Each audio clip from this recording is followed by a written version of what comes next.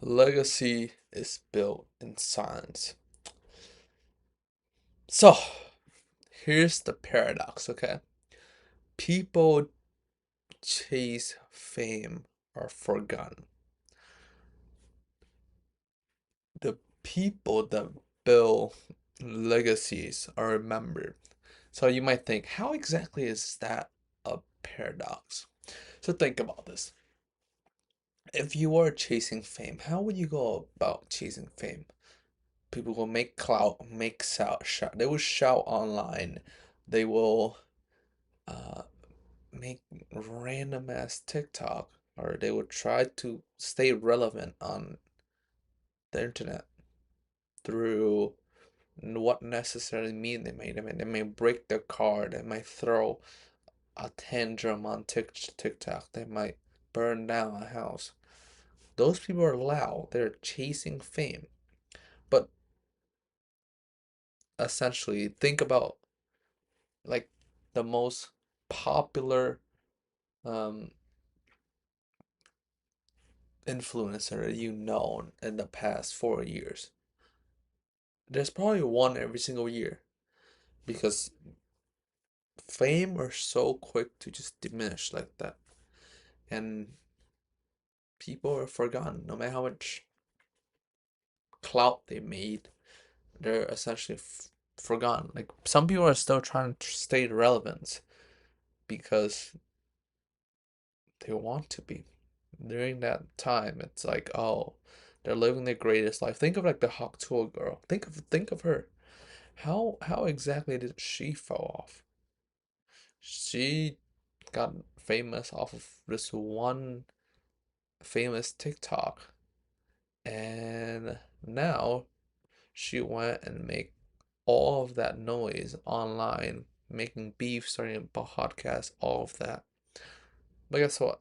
In a year or two, that name, no one will know that name. They won't remember who she is. And you might think that, oh, being loud will make you be remembered. Not really. You'll be forgotten as quick as you can. But think of people that built in silence. Some think something like Warren Buffett or like the Roman Empire. Think of like Julius Caesar. Think of like Cleopatra. How did they go into their fame shouting that I am the king or like, oh, I'm the greatest. Oh, you should follow me. No, they build a legacy by staying silent. They just they're building something behind the scene and they don't let people know it because they demonstrate their dedication through action. And action always speak louder than words. That's why legacies are remembered. Think how much time it takes for like Cleopatra to really go and gain the public authority. You might think, oh, she must have been lucky overnight or something like that.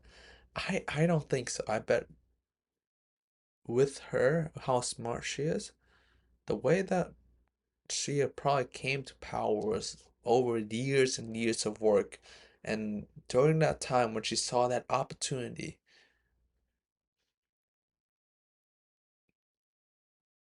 she just rise to the top. Like I said, luck only comes to those who prepare.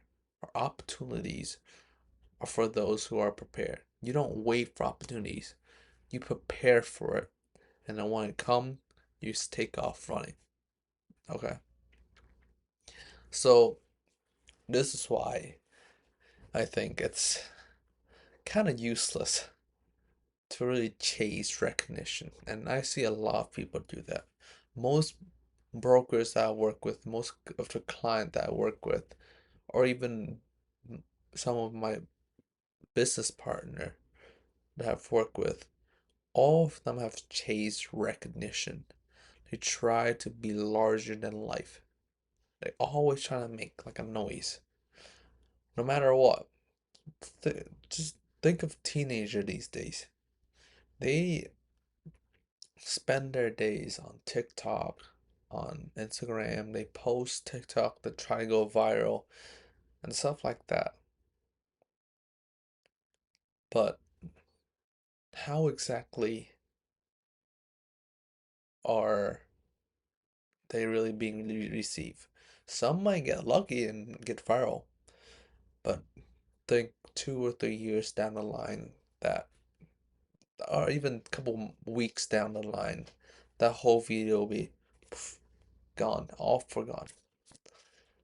And people want to look successful before they're actually successful. Okay. They try to buy Gucci, Louis Vuitton, nice car, all of that before they actually make money. You probably seen people walking around with nice ass car, and if you look at their bank statement, it's probably in the negatives. Now, this is just my assumption, but a lot of people that I've seen so far, they're buying stuff just because they want to flex. Okay? No, no, no. Oh, I've seen so much people buy like nice ass shoes and they barely even wear it. Like they just like, oh, look at the nice shoes I got. They post that on their story and that's it. Never wear that shoes again. And they probably spend a grand or two on it. But that's not how you actually build legacy. You don't build legacy by shouting. Legacy is in silence. So it's built by like the late night you start working, the early mornings, all of the time that you spend grinding in the background, the small wins, like the consistent system that no one's really see is the, I like to think of this as like the unseen hour. Think of like the, if you play sport, people have talked about, oh, this guy's putting in the unseen hour. That's how he got good or something like that. Think of this, that's just like the unseen hour. No one sees you doing the work and you don't need to flex it, but it is consistent every single day, just like a train, slowly and slowly moving every single day. And in the end, it's become a freaking bullet train that blitz through everyone. Okay, so um, that's why a lot of the time when you see stuff online or you see people get famous overnight, a lot of the time it isn't luck.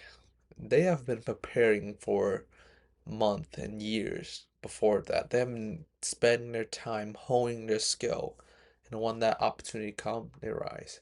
Think of like Speed or something. He'd been streaming for 5 or 10 years, I don't know, like 2 to 3 years before he actually got famous, or even more. I don't remember. But he had been consistently streaming every single day with no viewers at all for years. And that's when shit just blow up. Okay? And that's when the world notice you. The work has already been done. All of the background work has already been done. And that's when you see people's success. This is why I always have like to have a mindset like this. Every action that I put in will give me a result 10 years later. And that's the baseline for it. I don't go in and put an input and expect result right away because that's just short-term thinking. If I'm investing in something, it better be worth 10 years later. Okay? So this is what I mean by building legacies. Okay? Fame fade, but legacy compound. And legacy only come when you stop seeking other people approval and building something greater than you. So how exactly do you start building legacy? There are a couple ways that I would start doing this. one thing is start waking up early. And you might think it's very, very simple to start waking up early. Like by early, I'm not saying 5 a.m. Most people think, oh my God, I have to wake up 5 a.m. No, no. Wake up 30 minutes earlier than what you usually are. Just try to make your bed. That will be your one task for a day. And once you make your bed, you can go back to bed if you want. But most likely, once you have made your bed, you'll go and do something else. Do something more productive. Make the first thing that you do in your day completely fulfill your day. So for me,